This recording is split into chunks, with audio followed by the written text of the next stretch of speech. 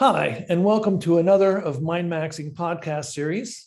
This series is on adolescence to adulthood and the challenges of those pathways and those journeys. The premise being that things have gotten a lot more complicated and there are many different endpoints to those journeys. I'm delighted to be here with Rick Dalton, who I've gotten to know over the last couple of years, and he's doing some fantastic things with CFES, Brilliant Pathways. He's the president and CEO and former director of enrollment planning at Middlebury College years ago. So Rick has a good view of both higher ed experiences and also the preparation, the K-12, and how people come from adolescence and have successful journeys into higher ed and beyond. So I'm delighted to be here, and this is our first one that's not done totally on Zoom, and we're actually in person, and it's super exciting. So glad you could be here, Rick. So I'm going to start with just your thoughts on what have you seen work in terms of helping adolescents navigate that, for all of us, a very difficult journey to adulthood. Well, thanks for stopping by and giving us the opportunity to talk about sort of change and journeys, and it really it's been my life's work. CFES is now in its 31st year, which is hard for me to believe. And there's some things, although we've seen tremendous change, and I want to talk about that because I think that's where the disruption is. I'm not sure the path is more difficult. I think what's difficult is that change is occurring so rapidly that we're having to recalibrate.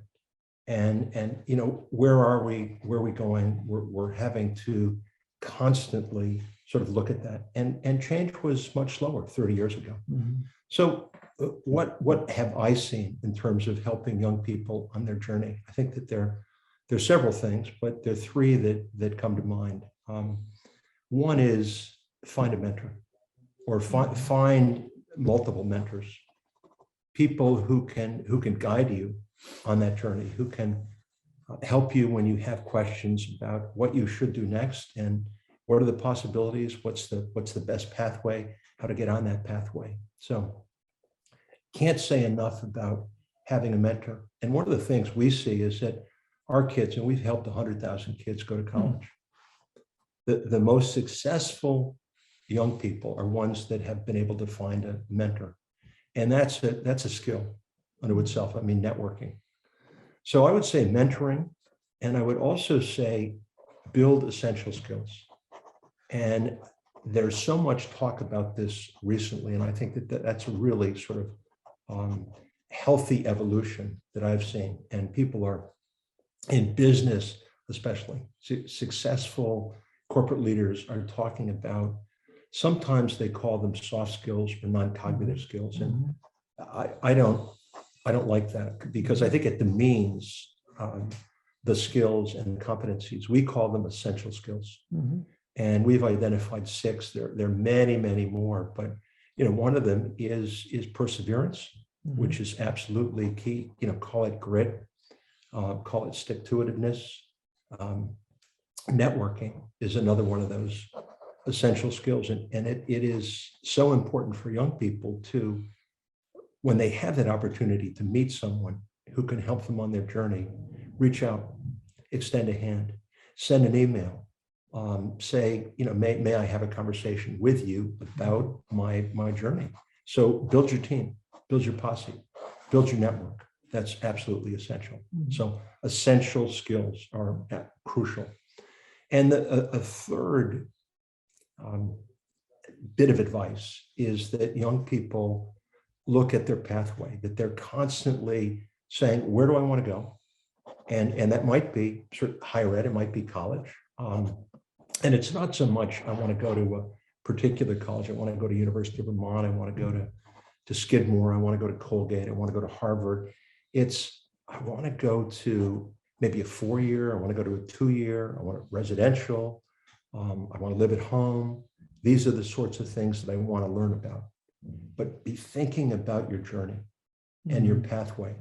And the pathway, what's it going to take to put me on that pathway to where I want to go? And things may change, and I think it's very healthy when they do change, but they may not. But think about pathways and what it's going to take to move down that pathway. And part of it certainly is, and we're seeing, and again, I think this has been one of the changes in the last 10 years, the connection between what you study and what you do.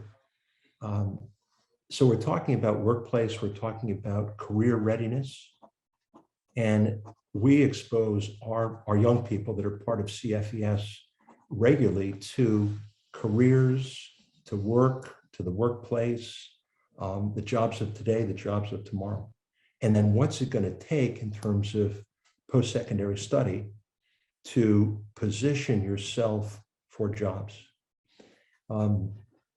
Years ago, when I was at Middlebury College, we used to talk about liberal arts, and we used to say it prepares you for everything and trains you for nothing. Mm-hmm. And I think that there's been a shift, and we need to be thinking about training. We need to be thinking about readiness, and readiness is the actual knowledge is going to change, but those skills, those essential skills, are going to remain crucially important for young people. And we've seen in our young people that have been successful, and so many of the kids we work with, they're the first in their families to go to college. They often come from backgrounds where there isn't a lot of money. So it's difficult to take that journey. But what we've repeatedly seen in our most successful kids is that they have the essential skills. They have, again, perseverance. They can build network. They're leaders, and they're leaders of themselves first and foremost. And they take control of their destiny, which I think is absolutely crucial. So that would be my advice. Get a mentor. Think about developing essential skills, and think also about pathways and what it's going to take to move down your pathway. I really like the shift you're seeing, and I agree with you that applicability and having an ability to connect what a person's learning to what they might actually do. I know from my own personal learning, my motivation is sky high. If I can see, if I learn this, I can do this. If it's just learning for learning's sake, there are many people that are predisposed that way, but that's very hard to stay the course when you're just learning for learning's sake. Absolutely. As much as I love learning, sure. The applicability. So that metacognition, that unexamined life is not worth living kind of thing, that people who think about their lives, and I really believe this is really hard to do in today's constantly bombarding world, to be quiet and to reflect.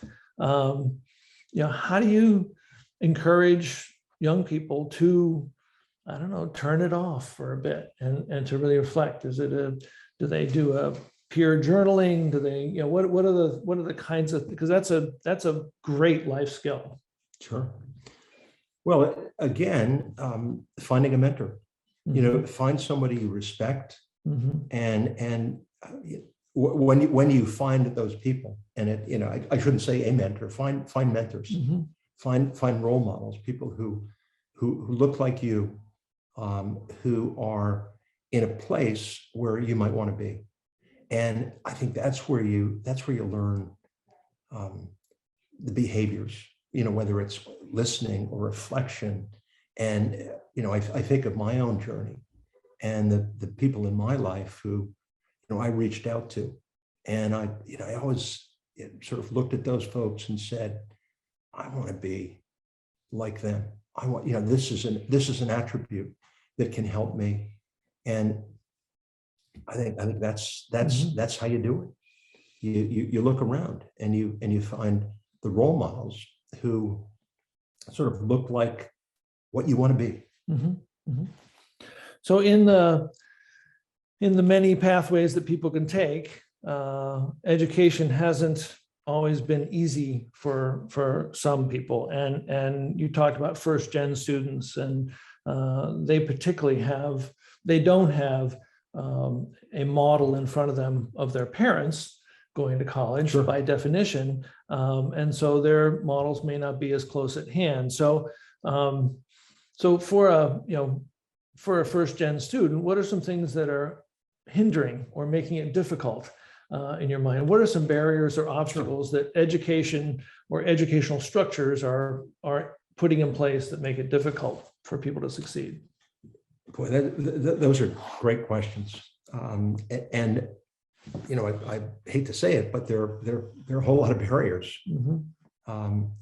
And they're barriers that people around us erect. They're barriers that institutions build, and they're barriers that we build in our minds.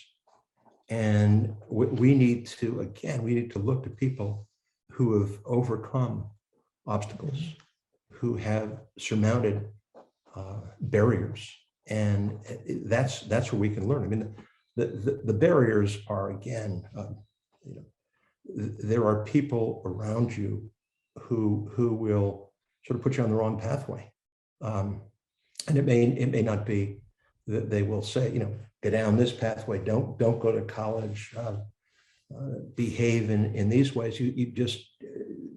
They're the wrong models, and I think that's a huge barrier for young people. I see, higher ed has been guilty of some of these barriers, and some of it is the cost, and costs have gotten out of hand, and there's a pushback now, I believe, against costs, and people are saying, wait, well, you can't keep raising tuition, room and board, the cost of going to college, $5,000 a year, and and that's a good thing, but certainly that's a barrier in terms of going to college. Not being able to see the pathway, and again, this goes back to the sort of the earlier conversation, but that's a huge barrier. If you have goals, and I think it begins with goals. I want to become, and whether it's in 2 years or 6 years or 10 years, and then understanding how I can become. I think that's absolutely essential. And there may not be pathways that are as sort of readily understandable for first gen kids who don't have sort of college in their family DNA, and they have to build it themselves, which I think, by the way, is very, very exciting when it happens. But you don't know how to get from where you are to where you might want to be. And again, that's why you need mentors. But there are pathways, and I think that we've seen, and certainly with COVID, and this is a time where there are obstacles. I mean, I think it's more difficult to be in schools today than it has been in many years. And some of that is that we've all faced the sort of the duress of COVID, and educators, and there's a certain sort of beating down that you see in schools, that we're seeing in schools. So it's a time when we need optimism. We need to see the light. We need to see it more today, I think, than ever before. And that can certainly be an obstacle. What we're seeing, and we're seeing it with, again, low-income first-gen kids, that they are less likely to go to college today than they were pre-COVID. Right. And obviously that's a concern, because pre-COVID 2 years ago, it wasn't very good. Those success rates in terms of accessing and succeeding in post-secondary education. So that's troubling. But again, we believe, and our organization, CFES, is all about helping kids overcome obstacles to get where they can have opportunity and success in their lives. I like the idea of mapping one's journey. That old, if you're lost, going faster doesn't get you in there, doesn't get you in there any Yeah, faster. yeah. But the idea of mapping a journey, you may not believe this or not, but I used to be a runner. And one of the things that I would do to help myself finish my run was to pick incremental. I can make it to that telephone pole. I can make it to that corner. I can make it to, this turning point. And so one of the things that's happening right now is the conversation about micro-credentials, smaller units of credential. And a lot of the people that we're talking to on these podcasts are talking about them, but in my mind, a lot of these micro-credentials, which many of them are competency-based, the competencies could be achieved by a 14-year-old. You don't have to be 20 to get a micro-credential. And I'm just interested in your thoughts about, if bringing things like that into the high school, well, because they're happening outside of the school system, if you think that would be ability for someone to start to check off, head start on their journey, so to speak. I totally agree, and I mean, and those credentials are sort of markers of one's journey. So you've got guideposts along the way, and you can say, okay, I can see where I'm going, and I've accomplished this. I've got to the telephone pole, and I was a runner also, and did the same thing. But I think that's it. That's a wonderful thing to do. We have all of our students complete what we call a scholar map. So and we call our CFES student scholars, and whatever grade they're in, they identify goals, and they look at what it's going to take to allow them to achieve those goals.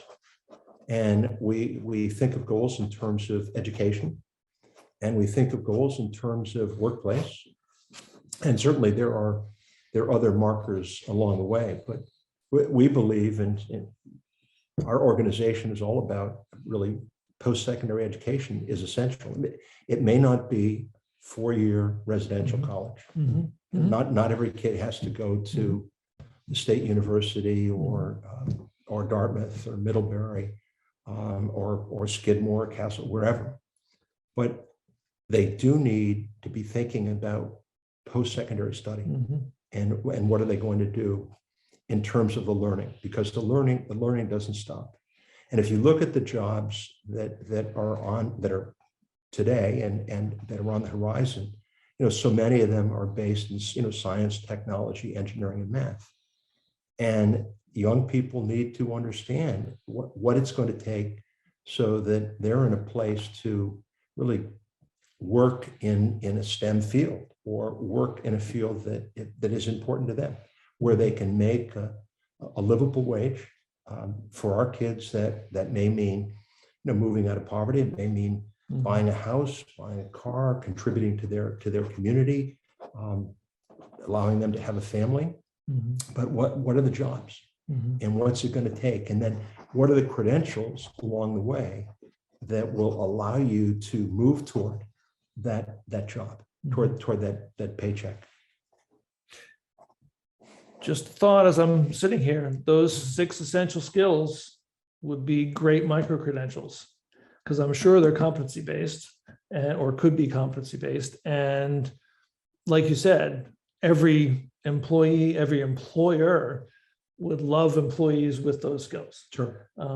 Anyway, we'll talk about that. We'll talk about that offline. I'd love to connect you with I love it. Yeah. some opportunities Sure. there. So looking forward, someday this pandemic will end. That's a rumor. And so what do you see in the future in terms of how these pathways could be smoother or more open to more people to get to that place of a successful journey to adulthood? Well, I think even in the midst of the pandemic, it's not like obstacles are insurmountable. That they're difficult to get over, to get through.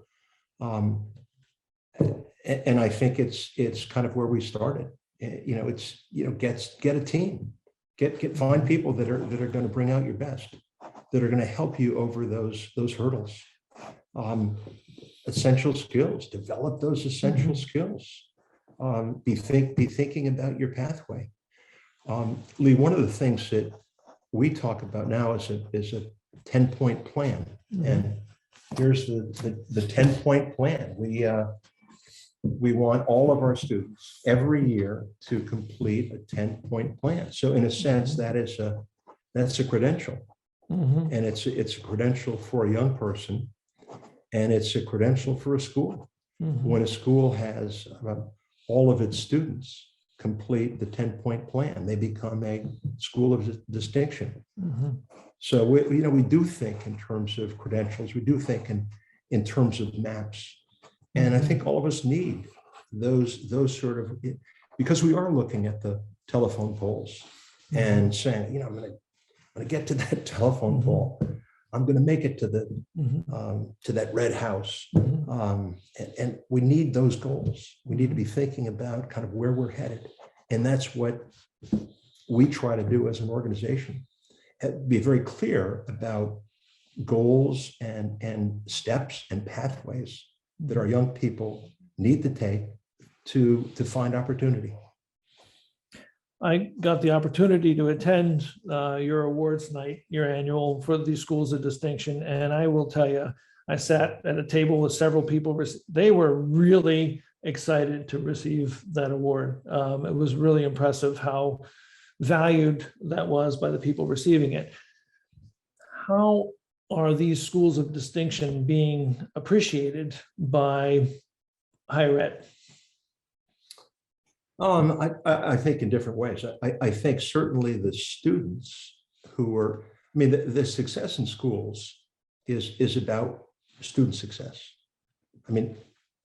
There is no school success unless the young people in the building are achieving and are sort of moving down pathways. So when that happens, that helps young people in terms of higher education. Their goals toward higher education helps them in achieving workplace success. And that ultimately helps those schools. And that's what they're all about. So are you getting feedback from, I won't ask a closed-ended question, what feedback are you getting from students who have gone on to college, persisted, graduated? Are they coming back in as mentors, and is it a virtuous cycle with people that have been through the program? Well, we certainly hope so. We have an alumni network, and part of, if you look at that 10-point plan, perhaps the most important point is that students teach what they learn to younger peers. And that's what we're all about. It's not enough to get there yourself. You really need to extend a hand and help other people on their journey. Bloom's taxonomy would be happy. Well, this has been delightful, Rick. And any closing comments or any thoughts? Or no, I as I said earlier,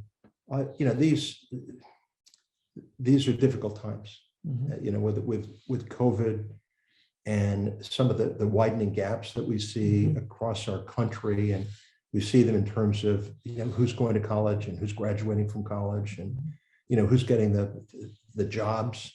But this is also a time of opportunity. Tremendous opportunity. And young people, and we're seeing this with our kids who set goals and find somebody to help them achieve those goals.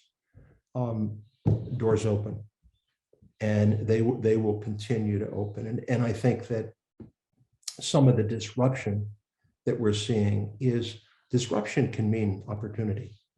And we're seeing huge change, exponential change like we've never seen before. And the truth is, change is greater and moving more rapidly today than ever in our lifetimes. And it's going to be, as we look back, this will be slower than before the child is born today. Right. That will be the slowest they will ever see. Right. So get comfortable with change. Right. I've Get heard that today's pace of change is the slowest you'll ever experience it. Right. Yeah. Yeah. And It's frightening. get comfortable with disruption. Yeah.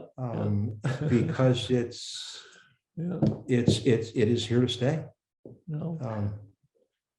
Great to spend some time with you. Hey. Thanks very much, Rick. Appreciate Thank you, it. Lee. Thank you. And this has been another of Mindmaxing's podcast series, Adolescence to Adulthood, with Rick Dalton. Thank you.